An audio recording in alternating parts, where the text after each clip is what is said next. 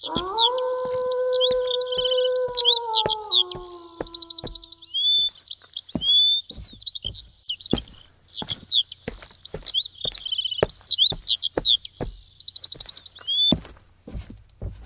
तेज कदमों से अपने घर की तरफ बढ़ा जा रहा था।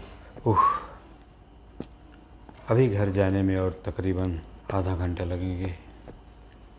एक गहरी सांस लेते हुए जतिन ने बोला और अपने कदमों की चाल को थोड़ा तीव्र कर दिया।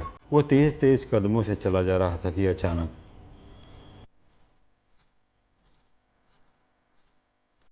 कौन है? कौन है? शायद बाह में मेरा। वो फिर थोड़ा आगे बढ़ा कि अचानक फिर से वही आवाज़। उसने मुड़कर देखा। एक काफ़ी सुंदर लड़की उसकी तरफ देख रही थी। इस अंधेरे में, इस बियावान में लड़की क्या कर रही है? आप मेरी हेल्प करेंगे? उसकी आवाज़ मानो कानों में शहद घोल रही थी। क्या आप मेरी हेल्प करेंगे? कैसी हेल्प? मेरा घर अंदर जंगल में है। आज भी लेट हो गई थी मुझे। अंदर जाने में डर लग रहा है। क्या आप मुझे घर तक छोड़ देंगे? ना चाहते हुए भी जतिन मना नहीं कर सका। वैसे मुझे भी लेट हो रहा है। लड़की की आंखों में याचना थी। ठीक है, चलो आइए मेरे साथ। ऐसा बोलते हुए लड़की आगे आगे चल दी। जतिन उसके साथ चल दिया। दरअसल जतिन एक पहाड़ी हिल स्टेशन पे एक होटल के अंदर वेटर का काम करता था। आमतौर पे वो शाम को 8:30 बजे होटल छोड़ देता और घर के लिए रवाना हो जाता। मगर आज कुछ भीड़ ज़्यादा होने की वजह से उसे लेट छुट्टी मिली और अब वो तेज़ कदमों से घर की तरफ भागा जा रहा था कि अचानक उसके सामने ये घटना घटी।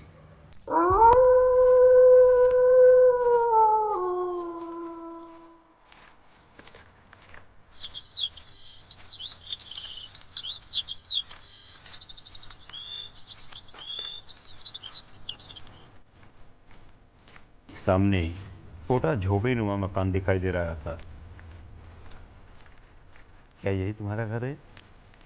लड़की ने हाँ में सर हिलाया। पहाड़ी गांवों में अकेले में झोपड़ी होना कोई बड़ी बात नहीं थी, क्योंकि अक्सर पहाड़ों में खुले स्थान में एक झोपड़ी या एक घर दिखाई देते हैं। उन तक जाने के लिए पगडंडी होती है।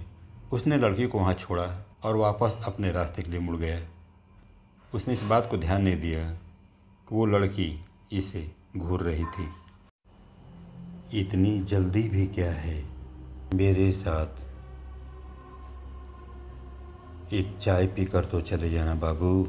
अचानक जतिन चौंक गया। अब तक जो आवाज़ इतनी मधुर थी, वो आवाज़ इतनी भारी कैसे हो गई?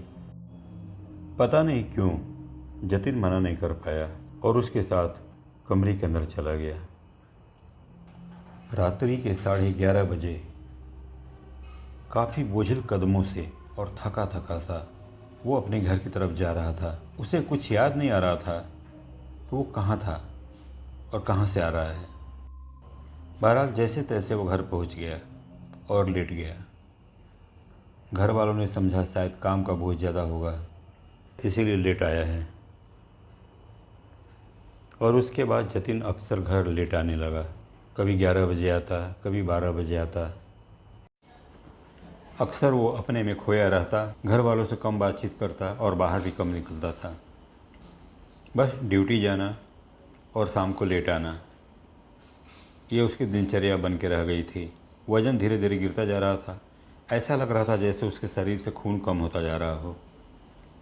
घर वालों ने कई डॉक्टरों को दिखाया, मगर कोई फ़ायदा नहीं हुआ।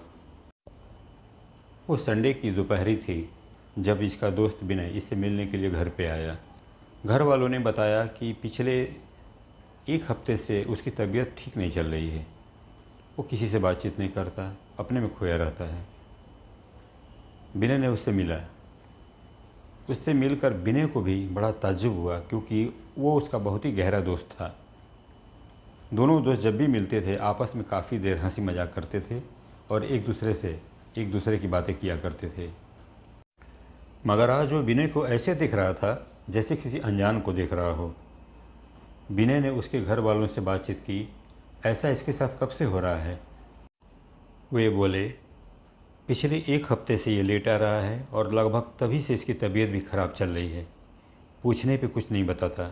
विनय ने तय किया इसकी सच्चाई की तह तक पहुँच कर रहेगा।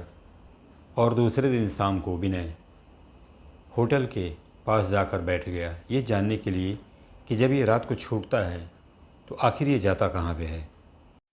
रात्रि के 8:30 बजे जतिन अपने होटल से बाहर निकला और पैदल ही अपने घर की तरफ चल दिया। विनय उसके कुछ दूरी से उसका पीछा करता जा रहा था। लगभग आधे घंटे के बाद जतिन एक स्थान पर रुक गया। उसके हाव भाव से ऐसा लग रहा था जैसे वो किसी से बातें कर रहा हो। फिर कुछ ही देर में उसने अपने हाथ को उठाया और जंगल की तरफ चल दिया। हाथ उसका ऐसे उठा हुआ था जैसे कोई किसी के हाथ को पकड़े हुए हो और बातें करता चला जा रहा था।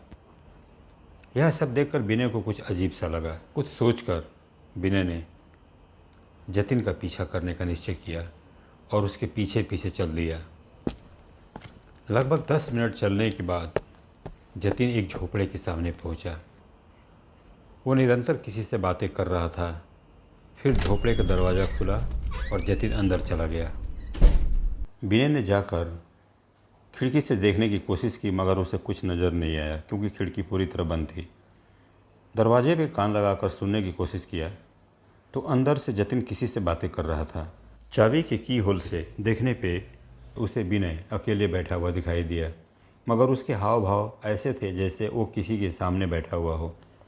कुछ सोचकर विनय वापस लौट गया और अपने घर चला गया। अगले दिन फिर वो जतिन का पीछा किया क्योंकि आज वो पूरी तैयारी से आया हुआ था।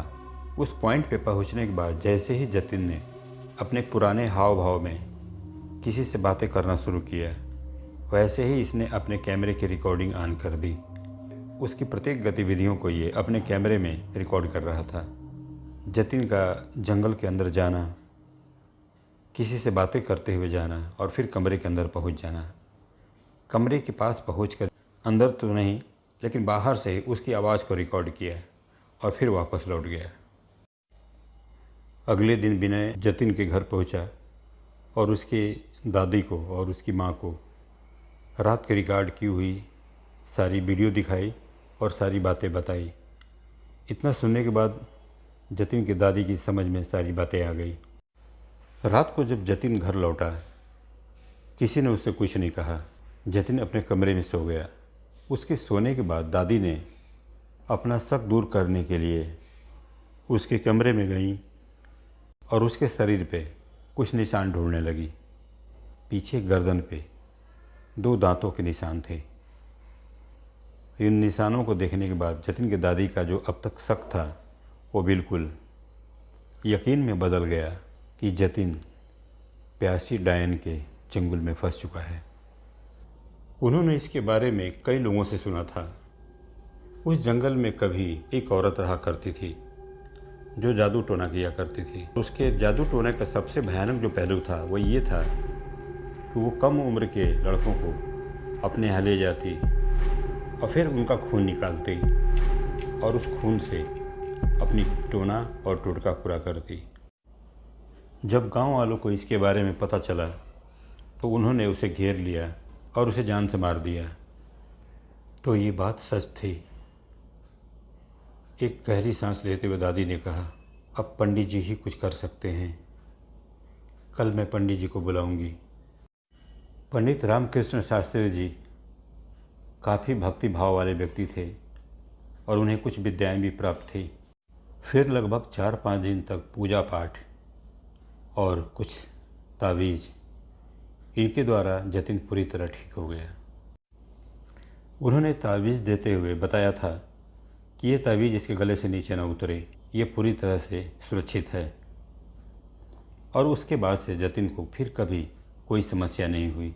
वो पहले की तरह फिर से हंसमुख और तंदुरुस्त हो गया। उस दिन फिर से 11:30 बज गए थे। वो काफ़ी तेज़ कदमों से चला जा रहा था। जंगल के बीचों बीच अचानक वो ठिठक कर रुक गया। जंगल के बीचों बीच विनय किसी से बातें कर रहा था। उसके हाव भाव से ऐसा प्रतीत हो रहा था जैसे कोई उसके सामने है और वो उससे बातें कर रहा है। फिर उसने अपने हाथ को थोड़ा ऊपर उठाया और जंगल के अंदर चला गया।